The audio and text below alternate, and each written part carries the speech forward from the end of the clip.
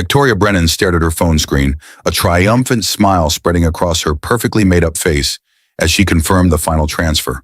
$100 million had just disappeared from the joint account she shared with her husband of 12 years, Tyler. The wife who once promised to love and honor him had spent 18 months meticulously emptying every cent into an offshore account, preparing to divorce the man she now called mediocre and marry Blake Morrison, the charismatic entrepreneur who made her feel alive again. Tyler, the quiet banker who worked endless hours and rarely made it home for dinner, had no idea his marriage was already over. No idea that his wife had secretly moved their entire fortune to what she believed was an untraceable account at Sterling Crown Bank, a prestigious institution known for its ironclad privacy policies. But what Victoria didn't know, what she couldn't possibly have known because Tyler had kept this part of his life deliberately separate from their marriage, would transform her calculated betrayal into a nightmare she never saw coming. How could the wife who prided herself on being 10 steps ahead have missed the one detail that would unravel everything? What happened when the banker husband she dismissed as forgettable turned out to own the very bank she used to hide the money she stole?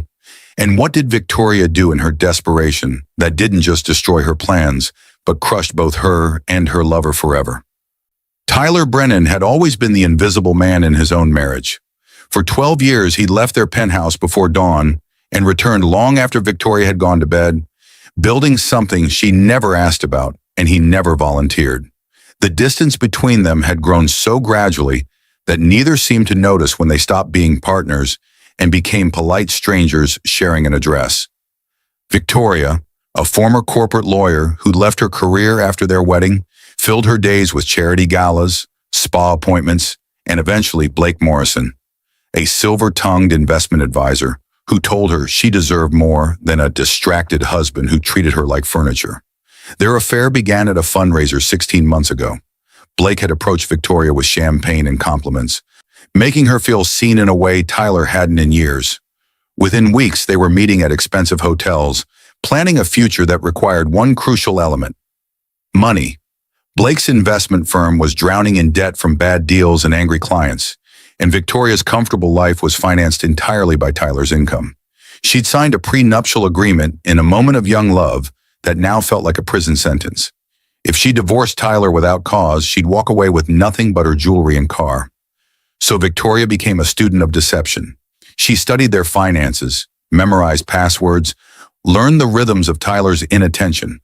The joint account held accumulated bonuses, investment returns, and inherited wealth from Tyler's late parents. $100 million that Tyler never touched because he was too busy building something bigger.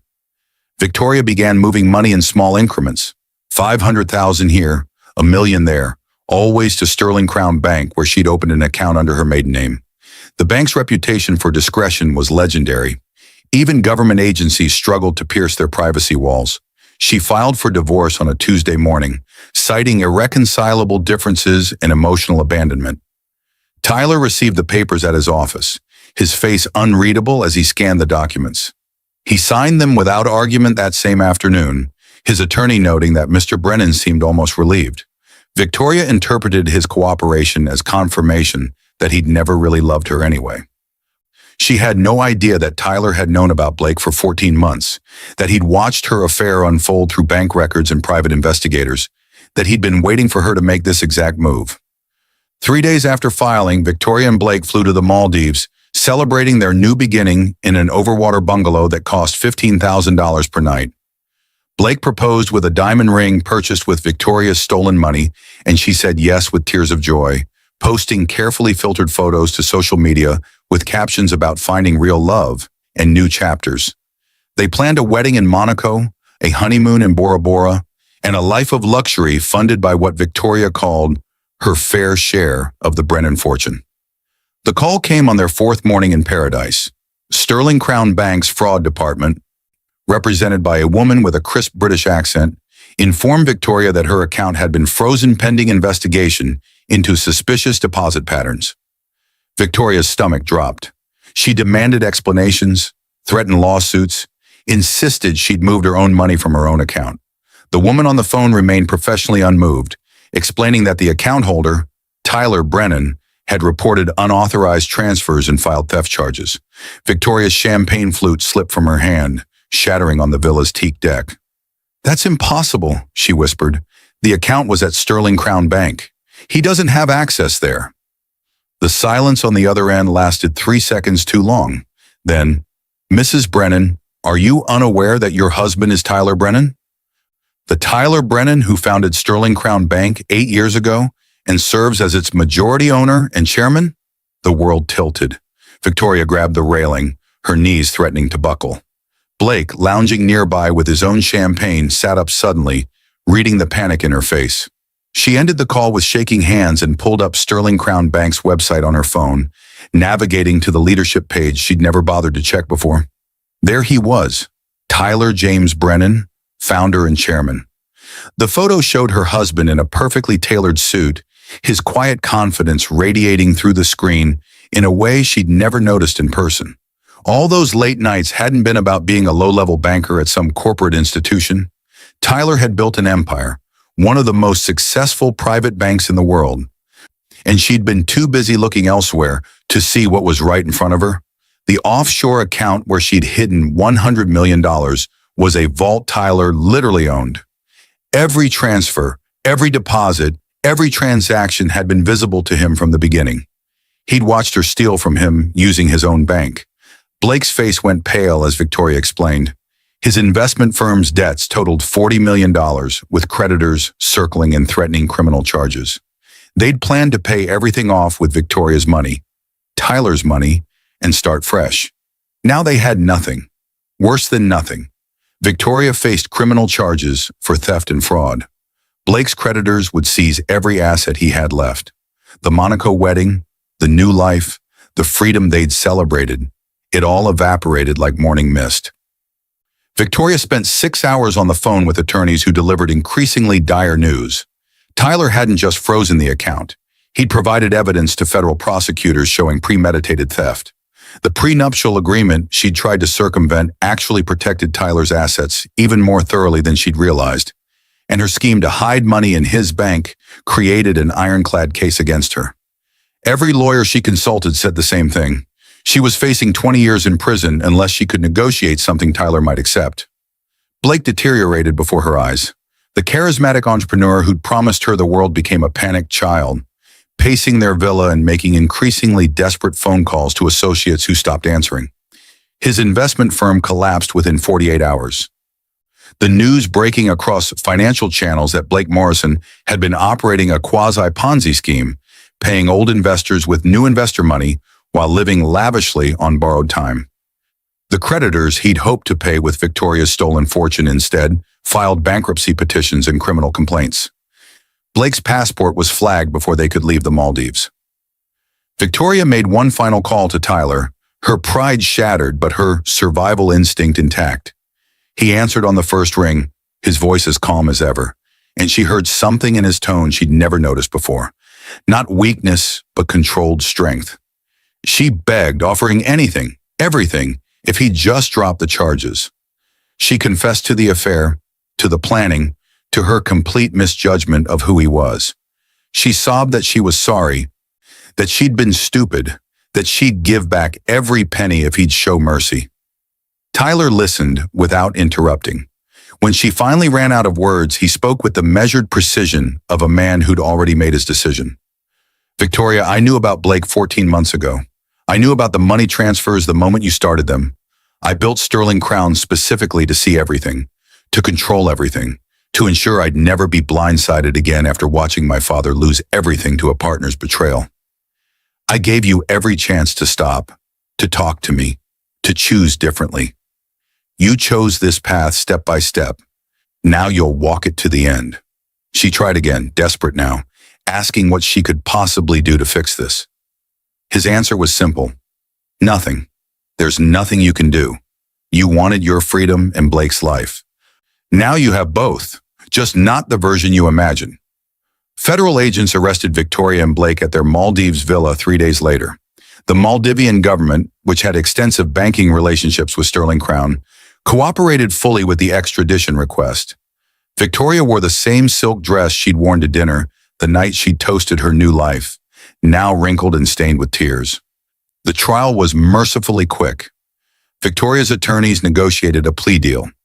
15 years in federal prison in exchange for her cooperation in untangling Blake's investment fraud. Blake, facing evidence from dozens of defrauded investors whose lives he destroyed, received 23 years. The judge, a no-nonsense woman in her 60s, called their crimes a masterclass in narcissistic entitlement and noted that Victoria's betrayal of her husband had been compounded by her use of his own institution against him. What Victoria did in her desperation, after the arrest but before sentencing, was write a letter. Not to Tyler, he'd made clear he wanted no contact, but to Bloomberg News, the Wall Street Journal, and Financial Times. In the letter, she detailed everything: the affair, the theft, Tyler's secret ownership of Sterling Crown, her complete failure to see the man she'd married.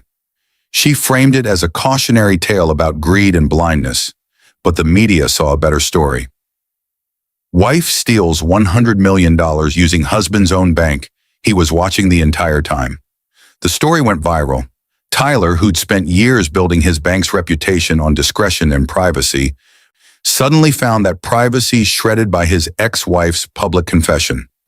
Sterling Crown's clients, many of whom valued anonymity above all else, began withdrawing their accounts. Competitors whispered that if Tyler couldn't protect his own marriage secrets, how could he protect theirs? Within 6 months, Sterling Crown lost 32% of its deposits. But the damage to Victoria and Blake was far worse. Victoria's letter, meant perhaps to salvage some dignity or elicit public sympathy, instead became an internet phenomenon mocked by millions. Memes proliferated: when you rob a bank but forget to check who owns it. Late-night comedians crafted entire segments around her spectacular failure. Blake's victims, who'd lost their retirement savings to his schemes, created social media accounts tracking every miserable detail of the couple's incarceration. In prison, Victoria learned that notoriety was its own punishment. Other inmates recognized her from the news, and the jealousy she'd once inspired in her privileged life transformed into hostility in her cell block. She was the rich woman who'd thrown away everything, who'd betrayed a good man for a con artist, who'd been too stupid to realize she was stealing from her own husband's bank. Guards looked at her with contempt. Her fellow inmates alternated between mockery and violence. Blake fared worse. His charm meant nothing in federal prison, where investment fraud marked him as prey. The other inmates, many incarcerated for far pettier crimes, saw him as the epitome of everything wrong with wealthy criminals who destroyed working-class families. He spent most of his sentence in protective custody, isolated and afraid, the confident entrepreneur reduced to a frightened man counting down 23 years. Tyler never spoke publicly about Victoria or the trial. He rebuilt Sterling Crown methodically, implementing new security measures and refocusing on institutional rather than individual clients. He never remarried, though he dated occasionally. Friends who knew him well said he'd changed, not bitter, but sadder, as if some essential trust in human nature had been permanently damaged. 15 years later, Victoria was released from prison at age 52. Blake still had 8 years remaining on his sentence, and she never contacted him after her release.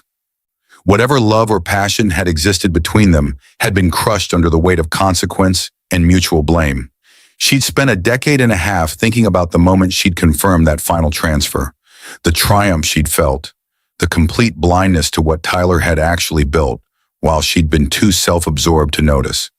She found a small apartment in a city where nobody recognized her, worked as a paralegal under her maiden name, and lived quietly. The fortune she'd tried to steal was long gone, returned to Tyler and used to partially compensate Blake's defrauded investors. The life of luxury she'd imagined had been replaced by efficiency apartments and bus passes. She was free, technically, but crushed in every way that mattered. Tyler, now 55 and one of the banking world's most respected figures, learned of Victoria's release through the automatic notification system. He felt nothing, not satisfaction, not anger, just a distant sadness for the waste of it all. Sterling Crown had survived and eventually thrived, but something in him had hardened. He'd built an empire to protect himself from betrayal, and when betrayal came anyway, he'd watched it unfold with the cold precision of a man who trusted data more than people. What Victoria did, the letter, the public confession, the spectacular implosion she'd made unavoidable, had crushed them all in different ways. She'd crushed herself by transforming private failure into public humiliation. She'd crushed Blake by dragging him into a spotlight that revealed every layer of his fraudulent life. And she'd crushed Tyler, not through the theft he'd anticipated and controlled, but through the public spectacle that had damaged something he'd spent years building. The bank she'd used to hide the money had been his all along, a detail so obvious in retrospect that it became the defining symbol of her blindness. The $100 million she'd emptied had never really left his control. The divorce she'd filed had freed him from a marriage that was already dead. The lover she'd chosen had been a con artist whose schemes were always destined to collapse. In the end, Victoria's calculated betrayal had revealed a simple truth. The husband she'd dismissed as forgettable had seen everything, controlled everything, and ultimately let her destroy herself with the rope she'd woven from her own greed. The wife who'd prided herself on being 10 steps ahead had never realized she was playing a game where the banker husband owned the entire board.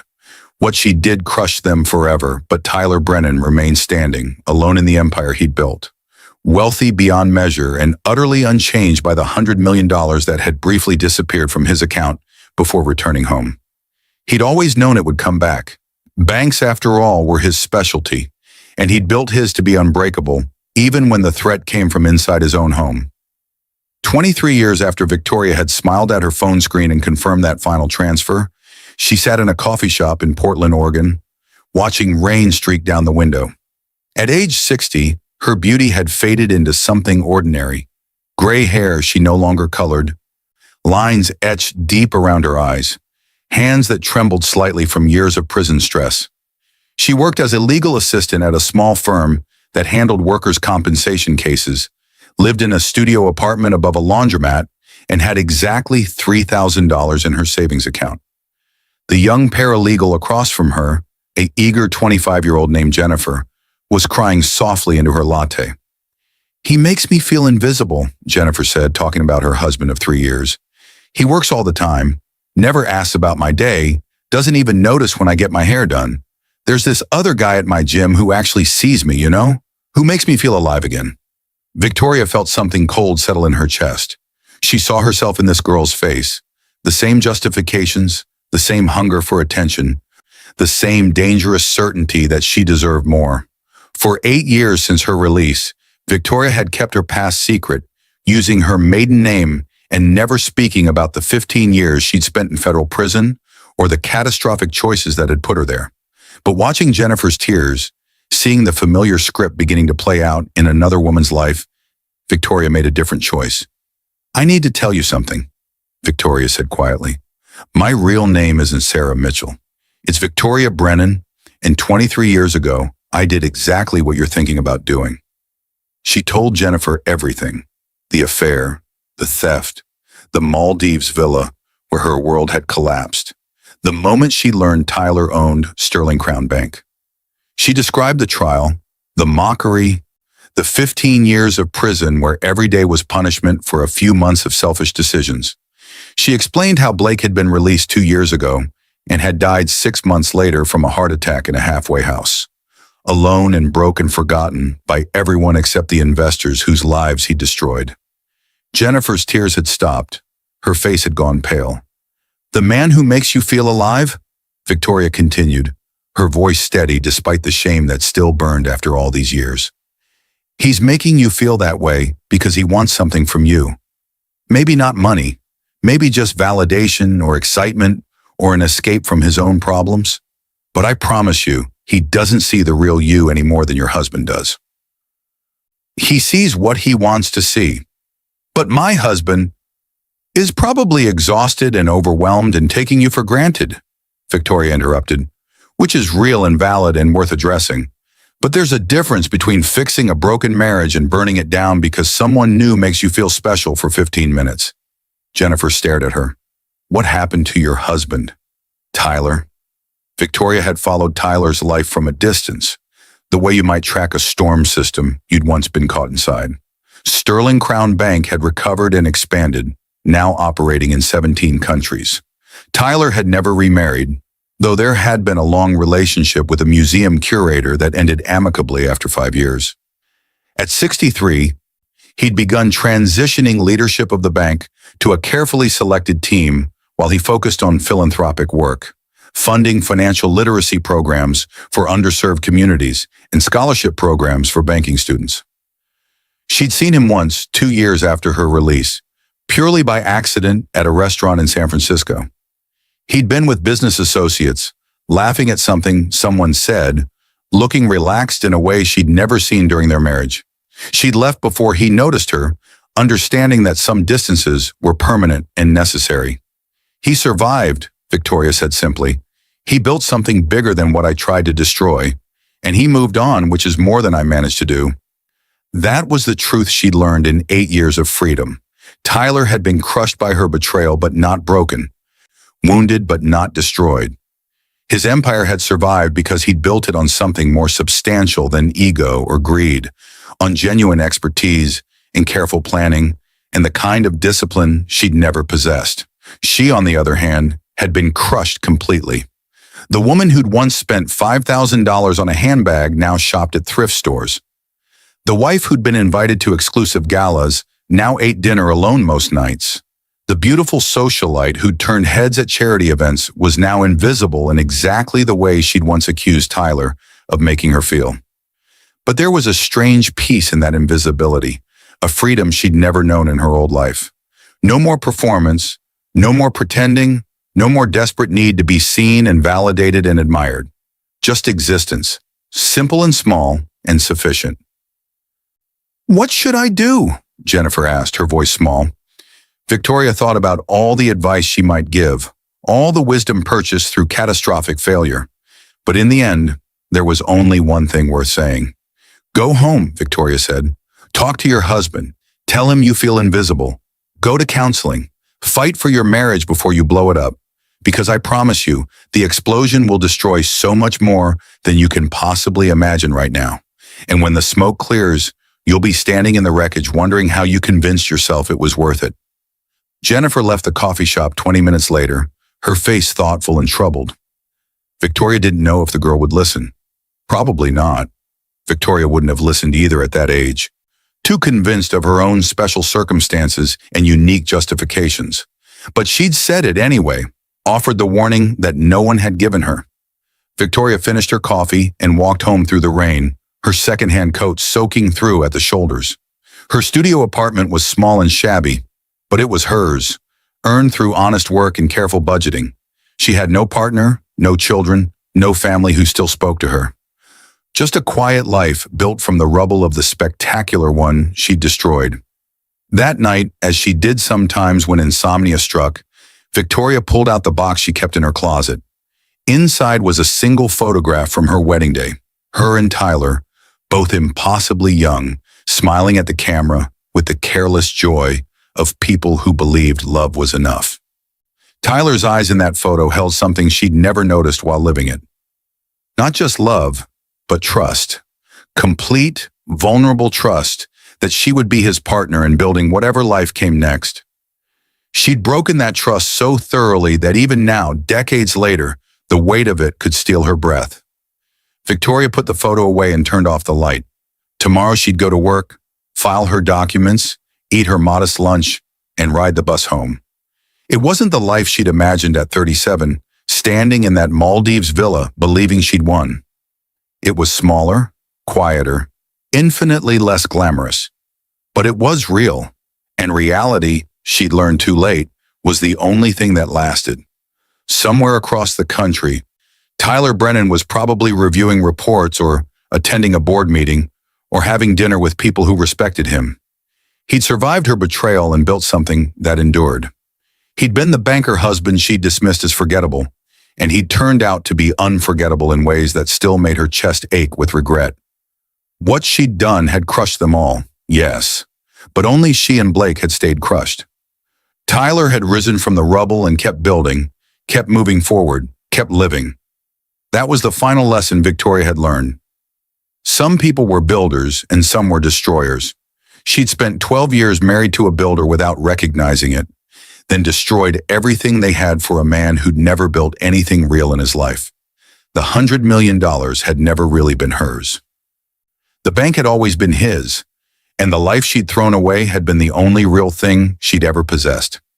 23 years later, Victoria Brennan finally understood what she'd lost. It was 23 years too late, but understanding had come anyway, patient and inevitable as rain.